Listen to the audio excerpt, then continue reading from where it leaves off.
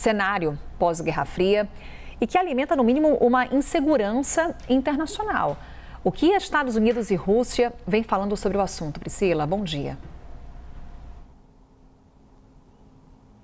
Oi, Carol, bom dia a todos que nos acompanham. Mais uma vez, estamos falando sobre o fim de algo que representa essa ordem mundial que vigorou desde o fim da Segunda Guerra Mundial, desde a Guerra Fria, que seria esse acordo, depois da Guerra Fria, de não proliferação de armas nucleares. Então, a gente já falou recentemente sobre diversas mudanças provocadas na ordem multilateral e agora a gente está falando dessa nova mudança que vigorou desde o fim da Guerra Fria, que eram esses tratados que foram firmados entre Rússia e Estados Unidos, e o New START era o último desses tratados e que expira nesta quarta-feira. Então, Carol, a gente está falando sobre uma nova era em que as duas principais potências nucleares, que detêm 90% das armas nucleares do mundo, podem voltar a não ter algum tipo de limite ali, algum tipo de acordo para desenvolver essas armas nucleares. O New START foi assinado em 2010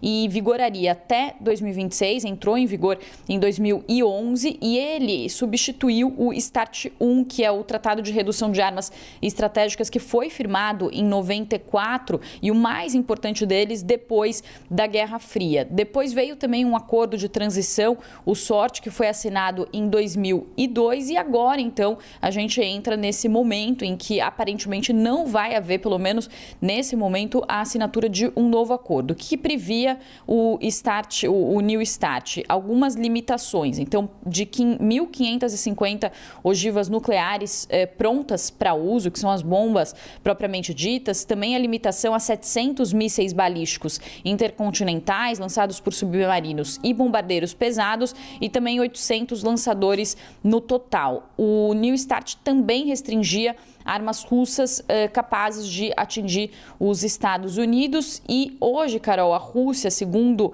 o levantamento mais recente do Instituto Internacional de Pesquisa da Paz de Estocolmo, tem pelo menos 5.400 ogivas nucleares no seu arsenal, entre aquelas que estão prontas para uso, aquelas que estão desativadas, e os Estados Unidos 5.177 ogivas. Então, por isso, os dois países juntos representam 90% desse arsenal. A China, que fica em terceiro lugar, tem um volume muito menor, estimado em 600. Portanto, a gente está falando aí das duas maiores ameaças em termos nucleares do mundo. E aí, a CNN conversou com o ex-subsecretário interino de Estado para controle de armas e ele falou que o pior cenário é uma escalada que leve a um conflito nuclear a partir de um incidente previsível ou inesperado, mas o que alguns especialistas também dizem é que o novo START ele tem algumas limitações, ele estaria desatualizado, traria algumas restrições e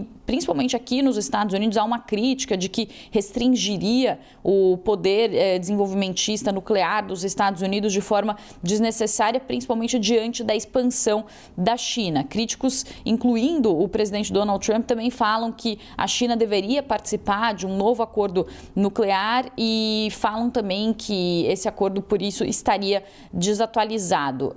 Há divergências também e uma preocupação sobre o que pode acontecer no futuro. Trump disse, inclusive, recentemente ao jornal The New York Times que se esse acordo expirar, já expirou, vamos fazer um novo acordo. O secretário de Estado também, Marco Rubio, disse que um novo acordo precisa incluir a China e o Ministério de Relações Exteriores da Rússia disse que não recebeu nenhuma resposta dos Estados Unidos sobre uma possível nova negociação e que os dois países não estariam mais vinculados às obrigações do tratado. Só para finalizar, Carol, apesar de haver essas críticas sobre desatualização do tratado, o que alguns especialistas também alertam é que é melhor haver algum tipo de acordo do que não haver nenhum acordo, ou seja, é ruim com ele, pior sem ele, já que a ausência de um acordo pode significar também a ausência completa de regras para essas grandes potências e para os seus âmbitos e para os seus objetivos militares. Carol.